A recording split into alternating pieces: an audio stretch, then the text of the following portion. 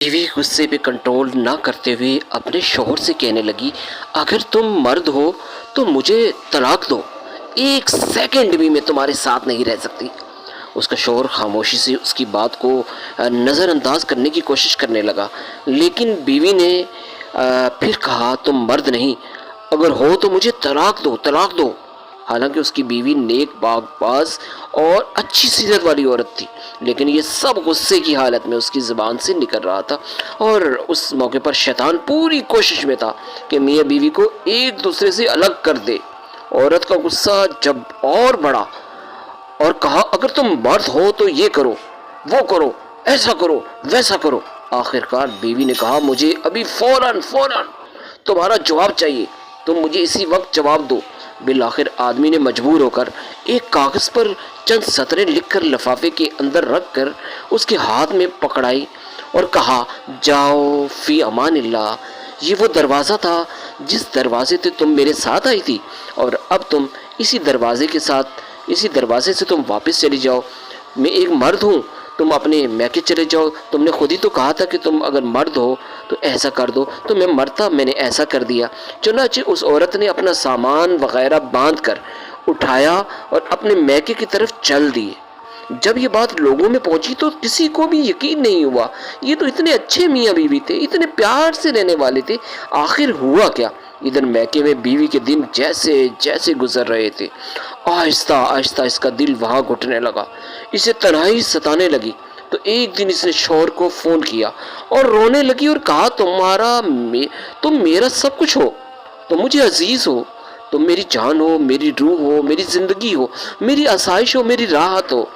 آدمی نے جواب دیتے ہوئے کہا، بیگم تم آخر اب مجھ سے کیا چاہتی ہو؟ بیوی نے کہا، میں غلطی پر تھی، اور کہا، مانا کہ تم مرد ہو، لیکن میں ایک ناقص عقل عورت تھی۔ آدمی نے جواب دیا، یہ تمہارا ہی تو مطالبہ تھا جو میں نے پورا کر دیا، اور تم مجھے ثابت کرنے دو کہ میں مرد ہوں۔ ہاں، بیوی نے کہا، مانا بھائی تم مرد ہو، لیکن میں ایک ناقص العقل عورت تھی، ایک ایسا ادھورا سا فیصلہ کر بیٹھی۔ آدمی نے کہا، دیکھا کہ عورت اس کے سامنے اپنی بے بسی، دکھ درد کو مرد نے دیکھا تو مرد کچھ لمحے کے لیے سوچنے کا۔ اس نے کہا، اچھا بیگم ایسا کرو، اچھا جاؤ ذرا وہ لفافہ کھول کر دیکھو تو صحیح جو میں نے تمہیں لکھ کر دیا تھا۔ عورت فون کو ہولڈ پر رکھ کر اٹھی اور اس لفافے کو کھول کر اس میں موجود کاغذ کے ٹکڑے کو حیرت سے دیکھنے لگی تو اس میں لکھا ہوا تھا، اے میری پیاری بیگم، اگر آسمان زمین پر بھی گر پڑے تب بھی میں تمہیں ہرگز طلاق نہیں دوں گا۔ یہ تھا اصل کاغذ جو اس نے اس وقت بیوی کو دیا تھا، لیکن بیوی نے سمجھا تھا کہ اس میں تو طلاق لکھا ہوگا۔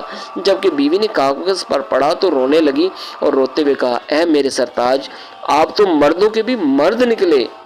جی سامعین و ناظرین، بہو اور بھائیوں، دیکھیں کس طرح کہانی کا رخ بدل گیا جب شوہر اپنے غصے پر کنٹرول کیا اور اپنا گھر برباد ہونے سے بچا لیا۔ یہی اصل مردانگی ہے۔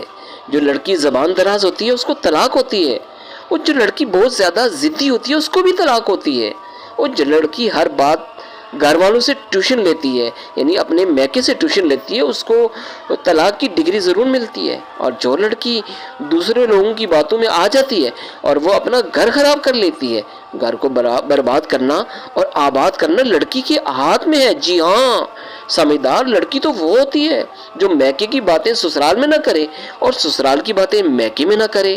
ایک حدیث مبارکہ کا مفہوم بھی ہم آپ کو بتاتے ہیں، جو شخص شوہر کو بیوی کے خلاف اکسائے یا بیوی کو شوہر کے خلاف اکسائے وہ ہم میں سے نہیں ہے نا عبرت۔